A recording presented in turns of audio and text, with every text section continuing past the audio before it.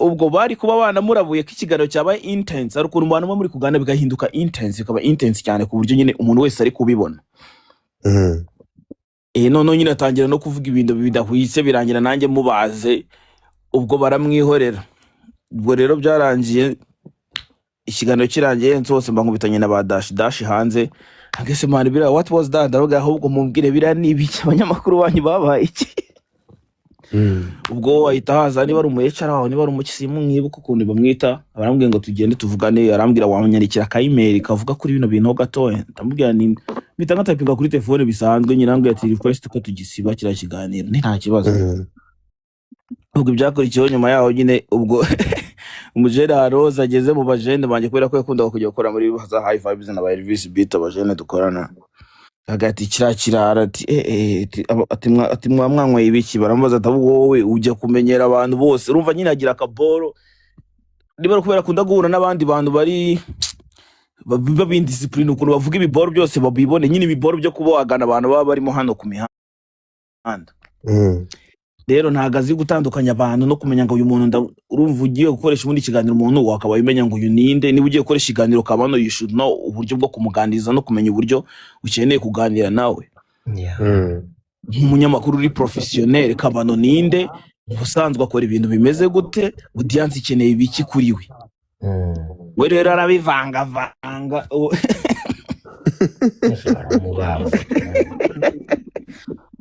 Bajera rangase yureka ikiganiro kigasohoka ko cyari kuba trend. Ndababwira ndi mwana mwe ntago mubizi, ushobora gushwana n'umuntu ugasanga ibyo biboro ahubwo bikwiciye izina kuruta uko bigakozinga damage, kubera ko gukora trend no kuba wakubaka ikintu kizima n'ibintu bitandukanye, ko trend zirarangira.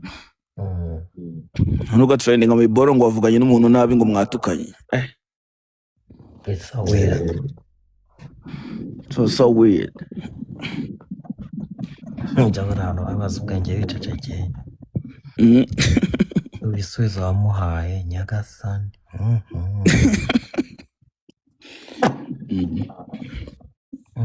Byari biyi intense cyane. Navuyemo narakaye. Nigeze kujya muri Gens Comedy gitangira mu rugando haza umuntu umwe n'igice. Arakora niba nari mvuye hehe, mpabana amafaranga, mpabana amadolari, nawe araza ngo nimuhe muha $20. Hari Thursday, the next day Friday, njya kuri TV10 mu kiganiro n'uriya mwana witwa Sonia usigaye ukora kuri Kiss FM. The guy twahuriye kuri Essentiel ntiyanansuhuza. Allah Akbar. Nukuri ko Imana yanciyeho nk'umuntu utanzi. I was like, this is the first time I'm talking to you. Show ikurikira araza, aza muri bya bindi, yaramvugishije ndamureba, ankoraho jokes ndamureba, ndamwihorera, nanjye namurebye muzunguriza umutwe, kajya mvugisha nkahita njya muri telefone. Ahise mvugana rero ni umujene, hari ukuntu bitameze neza, akamwihorere, sinkunda amahane. Urende let's say ko wenda iyo $20 nta kintu yari bivuze, ariko so bahura n'umuntu unakuruta ntunamusuhuze. Agira ibiboro bya ego na ari arrogant cyane, biba biboro byiza kariyeri y'umuntu. Urumva je nari namwubashye nyine kuvuga ati akaba no habanda amafaranga nanjye ma tikofi yanjye ngurama akabiye ka $20 ndakamuha. Arangije the next day twahuriye kuri Essentiel ngiye mu kiganiro avuyemo. I swear on my mother's name, Tycoon yanciyeho nk'umuntu utanzi ntiyansuhuza, kandi njye naramubonye nzana urugwiro ntangira gusmiling. Ubona niba wabonye umwana performinga ashaka kumuha compliment, nkabwira you guy uzi ubwenge, icyo ukwiye gukora wenda ni ugukora jokes zitari mu bwenge bwinshi cyane kugira ngo ureba audience nyine ubundi urimo ukorera joke. Niba ujya kuvuga icyongereza cyinshi ukavuga icyongereza mu bantu batacyumva, uba ukoze comedy nziza, joke nziza, ukurakinze, ufite joke nziza, ariko se abantu barayumva 100%. Njye nibyo nendaga kumbwira ngo nyine nakavuga icyongereza cyinshi cyane n'igiswahili cyinshi, ahubwo yibande mu Kinyarwanda kuko nibyo abantu baseka, arebye community nyine akorera. Numvaga ari byo ngiye kumubwira, nkambwira I'm so proud of you, ibintu nk'ibyo. ego mana yanciyeho nka serwakira. uwo That ni was the last time namuvugishije. ruriya rupeti no urumva Mbara we ntabwo mwita urupeti maze kuvuga ndagusabye uvuga ngo uriya mupeti we atanyitukira. n'akasurinye izi Oya ndetse ibitutsi birabica ashaka izo byihorere. gutuka Ariko Kigali urayizi cyangwa urayumva? okay tubyihorere nzakibaguda Mbabarira rwose ntumubwire nabi ndi mu mvuga atanyitukira. Tayikoni ntabwo nigeze mutuka, ntuntukeho kabyara. aha Ndakwinginze ukuri kw'Imana. Wadumuteye mujinya. Uzi ko umva ujya kuri petrol station icyabaye cyose ugasanga barakizi, ujya muri alimentation icyabaye cyose ugasanga barakizi. maze iminsi ibintu ntabihereza inkuru noneho byashomereye noneho murabaho mute ko nari nihaye agahenge k'iminsi murabaho mute mwo kasura inyuma murabaho mute ko muri iyi minsi nari nibereye mu nyungu z'ibintu byanjye muraza gupfa noneho murapodinga iki mujye kwa porotinga tuti brown dore maze iminsi ntabaye inkuru ariko noneho amakuru mfite mu kabati ni menshi urumva Ariko rero reka mbabwire ikindi kintu, sibyo? we kraka ihindura kamera yawe ntaza kukubonamo ndakumva Nari ngiye kuvuga nti Tayikoni azi ubwenge, afashe umurongo mwiza wo gukora ibintu neza. reka we kaba nkandaho ako kabano bande ako gahuye mu matwi ipfu Tayikoni ngaza ubwenge kwe gawe nguyu nawe wa mukobwa we sawa nkandaho ndumva kugira icyo bana uwo muntu yakuriye ku rusumo niwe yagera Ngamubwira uzi ko mperuka kuvuma umuntu nicaye mu rusengero.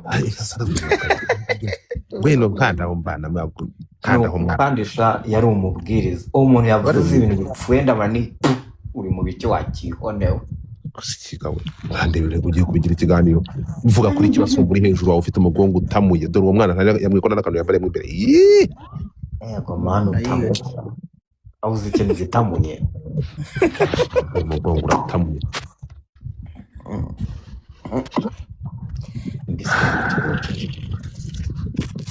ndi gushaka abantu bashyize muri request 20 hafi banyagupfa bose nta n'ufite level 1 bose ni level 0 murakagenda mubone isimbi zamuri imbaraga zawe wabonye akazi mukobwa mutoya mama w'impanga zagufata nta muntu none uri no gucaracara hanga ushobora kujya muri gift gallery reka da nawe aya masaha n'aba minisiporo n'ayabaruko kabano babanze kumwe kabano ngomba ko kwikondereza kabano nabanye nawe kabano big hat zamuka kabano urabizi ko ngukunda kabano ntuzanyirwa ukame Sawa nta kintu wamburana n'ukuri. muri iyi minsi ariko uzi ya gahunda nimara guturika rero nahuye n'uruva gusenya nahuye na nyina wabizuru ese kutambwiye kandi ndakubwira nzakubwira vuba n'uyu munsi niyo ndakureba nkakwibwira big hat zamuka oya muri iyi minsi urumva nari mfite n'umujinya abantu baranga rega buriya hano nagambaniwe n'abantu mwana bakabaye batagakoze ibyo bintu abona haya amaboko ndabizi ariko reka nkubwize ukuri. Twarasenze ngo ikintu kimwe giturike tukwereke impuza koperative twakoze yitwa Twisungane. ndabizi Imana irebera imbwa niyumvira murinda ariko azakora ikosa none reka nkubwire umuntu ukwiye gutinya. umva rero oya genda gake siga bija z'ubwenge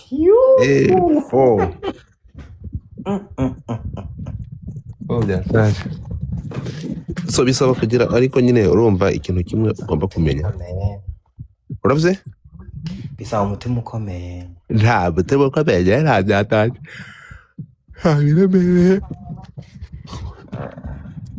ntabiremereye ariko gusa Yesu ni mwiza sibyo? Yesu ni mwiza se gifite garere yanjye yarangiyemo yego ariko noneho aya makamba turi kuwa kabiri mana ya makamba kuwa kabiri no si kuwa kabiri hasigaye ibintu bingayo nari cyavuyemo basuze baranutsa havuyemo ibiki ndebera dore noneho iri kamba banyambitse iri kamba noneho TikTok isigaye yambika abantu niribirira kaburinka iri kamba niba ari iki bashyizeho iri kamba niribi pe randebera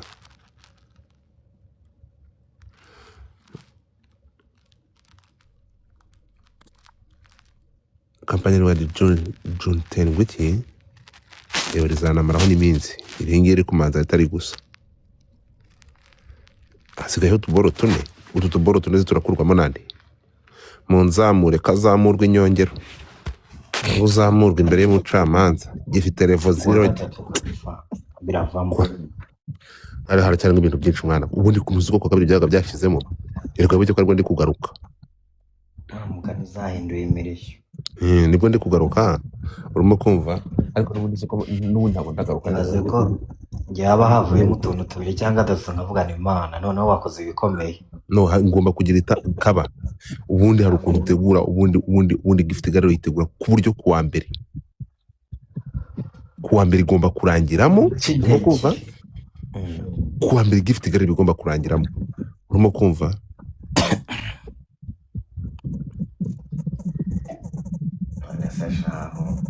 niko tayikunda yes kunyurereza link y'indirimbo zawe mwana uri umuraperi mwiza cyane urarapa pe Thank you so much.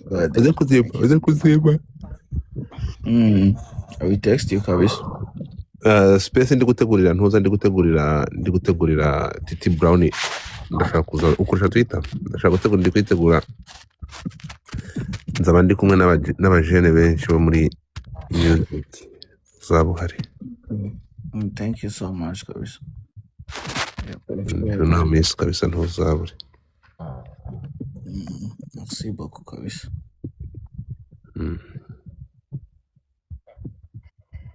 none se bisaba kubikora Bisaba iki? Bisaba amafaranga kandi uri umukene. Ibintu byanditse. Sebari hariya yambaye t-shirt ari kuri level 0. Joseph Manzi Rwanda n'uruguriho ntago worohewe nawe. Sabiki. Bisaba icyo udafite.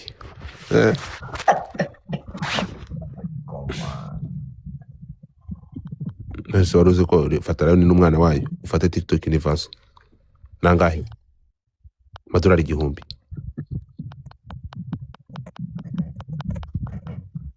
sibyo anarenga ahubwo nanzukuzwe ndi kudiringa n'amadolari hafi 1,500 arenga asigaye muri gift gallery none utekereza ko ngibyo ari ibintu ugomba abantu ngende bahana bazana bagira ibi bintu mani ni ibintu byo nyine fata 60,000 ibihumbi 100 na bingahe 105 biri kubura